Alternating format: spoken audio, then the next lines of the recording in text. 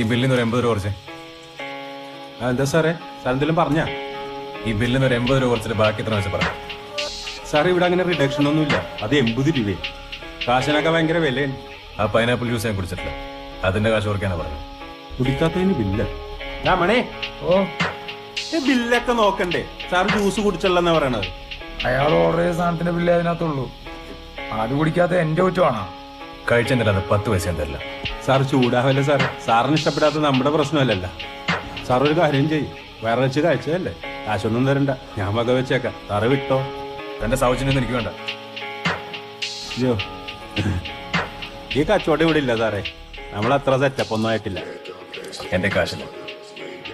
മര്യാദക്ക് പോവാൻ പറഞ്ഞല്ലേ. ഇപ്പൊ കളി തുടങ്ങിയ സ്ഥിതിക്ക് കളിച്ചതിനെ തീർക്കാ സാറേ.